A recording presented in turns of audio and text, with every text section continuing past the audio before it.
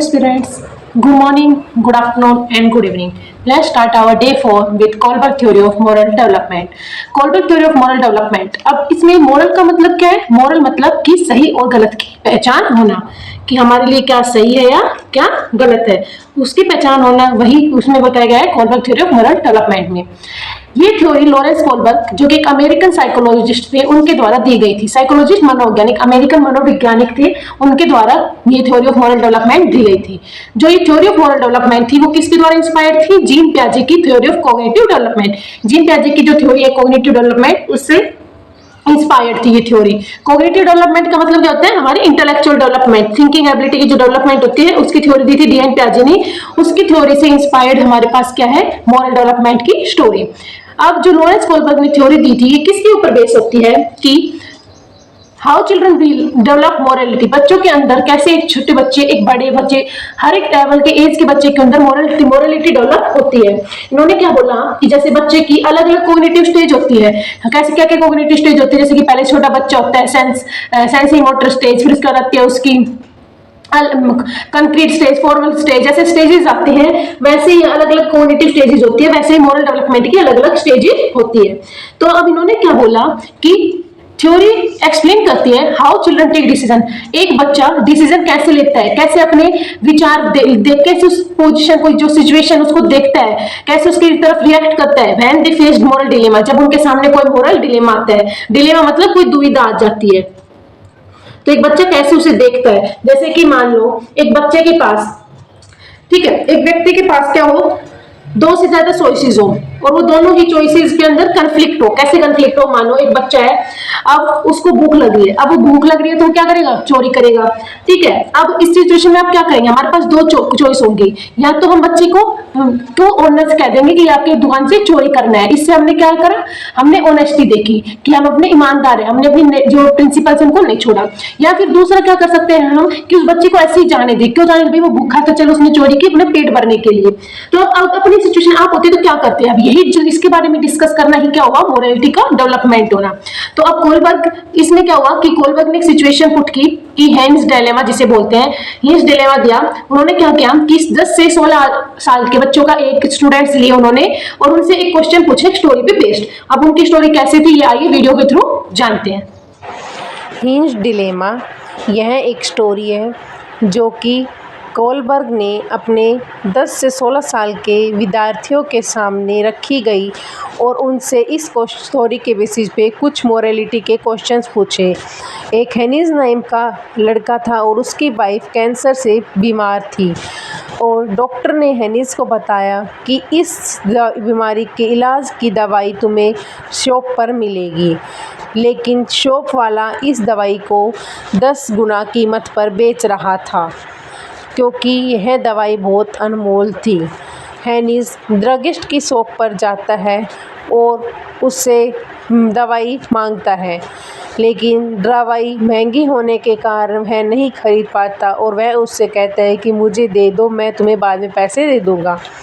तो रात को जब अंधेरा होता है, हेनिस चोर बनकर ड्रगिस्ट की शॉप पे जाता है और वहाँ से दवाई चुरा के लाता है। अब सवाल यह है कि क्या उसे चोरी करनी चाहिए थी या चोरी नहीं करनी चाहिए थी। जो वीडियो में देखा उस बेसिस के ऊपर कोलबर्ग ने अब इस जो मॉरल डेवलपमेंट है उसको 3 लेवल्स के अंदर एक्सप्लेन किया, और उन 3 लेवल्स के 6 स्टेजेस थे। वो 3 लेवल कौन कौन से थे? Pre conventional level, conventional level and post conventional level. Pre conventional level जो कि 4 से 10 साल के बीच में रहता है। तो इसका ग्राफ ऐसे बनता है कि सबसे लोवेस्ट होता है हमारे पास प्री कन्वेंशनल लेवल। इस लेवल के ऊपर बच्चा क्या देखता है? जीरो मोरलिटी होती है, उसे बिल्कुल भी समझ नहीं होती क्या सही है क्या गलत है। वो किसके अकॉर्डिंग चलता है? जैसा उसे सिखाया गया है। जैसे कि एक बच्चा जो होता है वो चोरी नहीं करेगा। क्यों नहीं करेगा? क्योंकि उसे पता है कि उसने चोरी की उसके पापा मम्मी डांट मारेंगे। वो बहुत ज्यादा आज्ञाकारी होगा। क्वेश्चन जब भी कोई टीचर क्वेश्चन पूछता है तो उन्हें बच्चों को बोलते हैं कि आंसर देना हो तो हाथ ऊपर करो, तो सभी बच्चे हाथ ऊपर करेंगे। वो क्या बने? आज्ञाकारी, ओबीडियंस हुए। तो वो क्या हुआ? अब ओबीडियंस, या तो उन्होंने आज्ञाकारी तो बने या फिर वो पनिशमेंट के डर से उन्होंने नहीं किया। अब ये वाला जो होता है, ये स्टेज लेवल जो होता है मॉरल डेवलपमेंट का, ये ज्यादातर चाइल्डहुड जो होते हैं 4 से 10 साल के बच्चे, उनके बीच में दिखता है।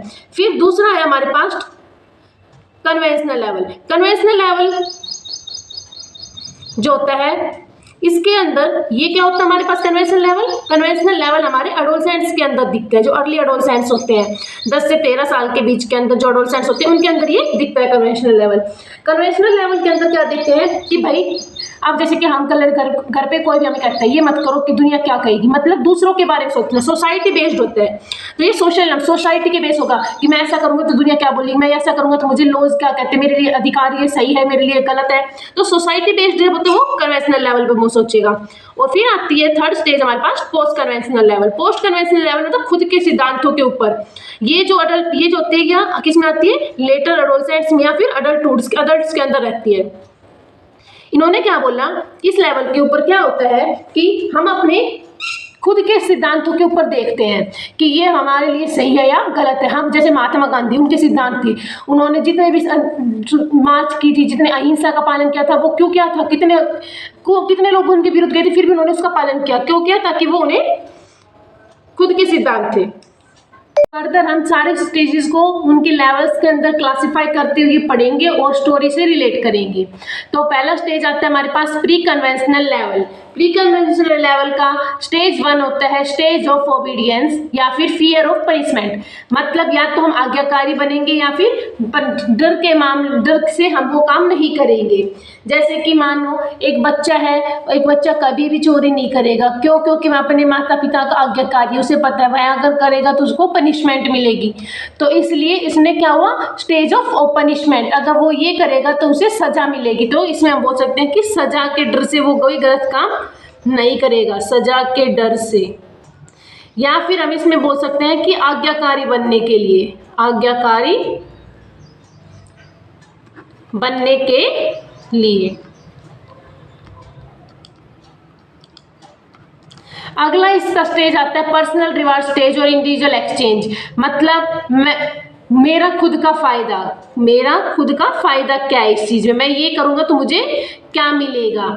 जैसे कि मान लो एक छोटा बच्चा है, 2 बच्चे हैं हमारे पास, एक कुरकुरा खा रहा है और एक बिस्कुट। वो क्या कहेगा, तू मेरे को एक बिस्कुट दे दे, मैं तुझे क्या दे दूंगा, कुरकुरे दे दूंगा। अपना खुद का वो फायदा देख रहे हैं। अब इस स्टेज में क्या हुआ, जो प्री कन्वेंशनल लेवल स्टेज के जो बच्चे थे, जब उनके सामने हिंज डिलेमा रखा गया तो उन्होंने क्या बोला कि उन्होंने जो हेनिस था उन्होंने चोरी नहीं करनी चाहिए थी। क्यों नहीं करनी चाहिए थी, क्योंकि वो गलत चीज़ है, उसको उसकी सज़ा मिलेगी, उसने ये सोचा। फिर जो सेकंड लेवल पर था उनका दूसरा हो सकता है ये कि हनीस ने जो ड्रग की चोरी करी, लेकिन ड्रग की चोरी के मामले में क्या हुआ, उनकी वाइफ की जान बच गई थी, तो उसको कुछ का फ़ायदा देखा। फिर आती है कन्वेंशनल लेवल जो होती है इसके अंदर वो देखते हैं फर्स्ट लेवल स्टेज आता है इंटरपर्सनल रिलेशनशिप, कि दुनिया के साथ क्या है, दुनिया उसके बारे में क्या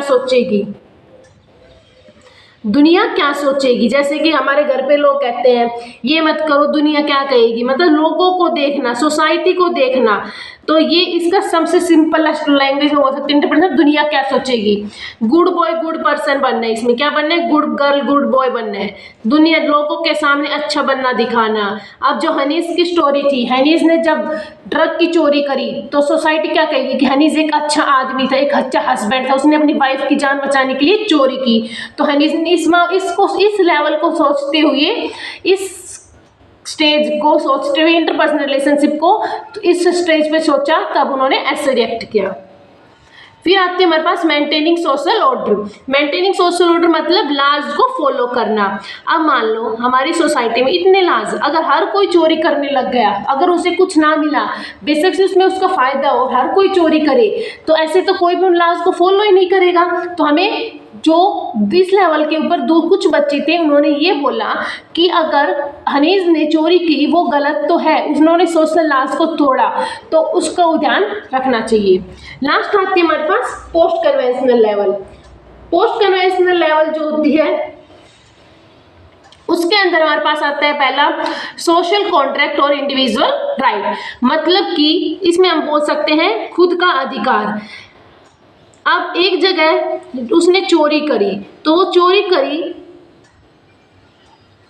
तो उससे वाइफ की लाइफ जरूरी है या मनी जरूरी है, तो हम देखेंगे कि वाइफ लाइफ जरूरी है, किसी की जिंदगी हमारे लिए ज़्यादा इंपॉर्टेंट है पैसों के मामले में। तो अगर उसने चोरी करी तो वो उसके लिए गलत नहीं है, पर हमें उसको क्या करना चाहिए, सोसाइटी की लॉज को भी अपनाना चाहिए। तो उसे को क्या है, पनिशमेंट एक्सेप्ट कर लेनी चाहिए, उसे जो भी उसको पनिशमेंट मिलती है उस चीज़ की वो एक्सेप्ट करनी चाहिए।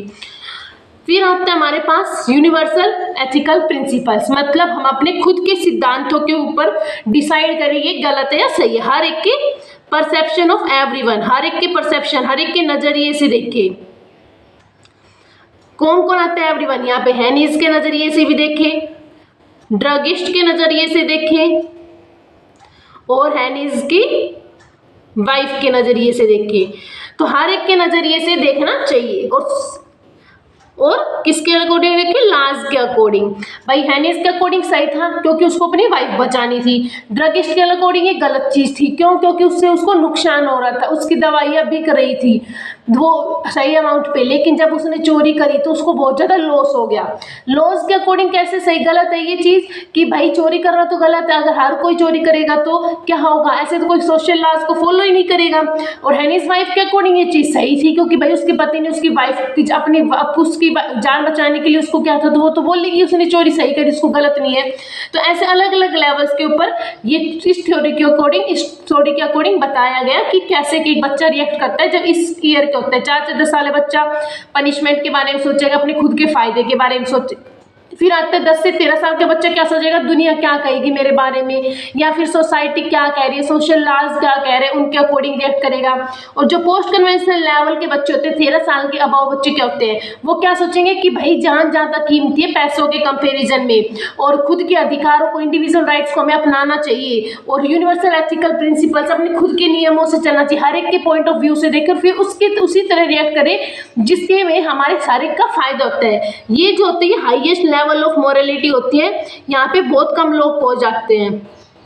हाईएस्ट ऑफ मोरालिटी होती है, हाईएस्ट लेवल ऑफ मोरालिटी, यहाँ पे बहुत कम लोग पहुंचते हैं। अब जो ये लेवल होता है, अब हमें पता है एक सिक्कों के 2 पहलू होते हैं, तो अगर इस स्टोरी के कुछ फायदे हैं तो इसके कुछ नुकसान भी है। तो इसी का क्रिटिसिज्म दिया था। पहला इसका क्रिटिसिज्म क्या था कि इसके प्रति क्या विवाद हुआ कि ये जेंडर बायस्ड है। इन्होंने बोला कि ये सब कुछ आप लोगों ने मेल की जो मोरालिटी डेवलपमेंट को उस पर ज़्यादा फोकस किया, ना कि फीमेल के ऊपर, जबकि जो उनकी हैनीज कोलबर्ग की एक स्टूडेंट थी कैरोल गिलिगम, उन्होंने बताया था कि जो वुमेन्स की मोरल डेवलपमेंट होती है वो मेन से ज़्यादा होती है। क्या नाम था, कैरोल गिलिगम, ये कोलबर्ग के स्टूडेंट थी। इन्होंने बताया कि वुमेन्स जो होती हैं उनकी मोरल डेवलपमेंट मेंस के कंपैरिजन में ज़्यादा होती है। दूसरा ये एज बायस था। एज बायस कैसे था कि इस पे सिर्फ 10 से 16 साल के बच्चों को ही दिया गया। अब 10 से 16 साल के बच्चों को क्या पता शादी क्या होती है, उसका क्या एक्सपीरियंसेस होता है, उन्हें क्या पता कि ज़िंदगी की क्या कीमत होती है। तो इस बेसिस पे ये 16 साल के बच्चों के ऊपर एक्सप्लेन किया गया, इसलिए थ्योरी को क्रिटिसाइज किया गया। हाइपोथेटिकल सिचुएशंस ली गई, हाइपोथेटिकल सिचुएशन तो इमेजिनरी सिचुएशंस दी गई थी, सब कुछ काल्पनिक था। जैसे अगर मान लो हम, अगर इस केस में क्या होता कि अगर कोई आपका फैमिली मेंबर होता और अगर वो चोरी कर रहा है तो हम क्या फॉलो करेंगे, ऑनेस्टी को देखेंगे या सोशल लॉज को। हम ज़्यादातर जनरल सिचुएशन में क्या हो गए, हम सोशल लॉज को नहीं, तो उसको क्या देखेंगे, हम सोसाइटी को देखेंगे या ऑनेस्टी को देखेंगे, लॉज देखेंगे हमारी ईमानदारी देखेंगे, या देखेंगे कि वो हमारा फैमिली मेंबर है। तो हम क्या देखेंगे कि उस टाइम हम कंप्लेन नहीं करेंगे पुलिस को। क्यों नहीं करेंगे, फैमिली मेंबर है वो, हमारा खुद का इंसान, हमारी खुद की लाइफ में बहुत इंपॉर्टेंट है। तो हम उनकी कंप्लेन ना करके सिर्फ उसको समझाएंगे और डांट फटकार करके बंद कर देंगे, ना कि कोई कंप्लेन करेंगे। तो ये सिचुएशन हाइपोथेटिकल है, अपनी खुद की सिचुएशन आती है जब तो तुम ऐसे रिएक्ट करोगे, और जब हैनीज की में बोलना तो तुमने ऐसी सिचुएशंस दी। तो ये सिर्फ इमेजिनरी सिचुएशंस के अकॉर्डिंग क्या था, इसने उसका कोई जो नॉर्मल रूल नहीं था। तो अब ये आगे Kohlberg theory of moral development इसी के साथ कंप्लीट होती है। अब For such videos, like, share and subscribe.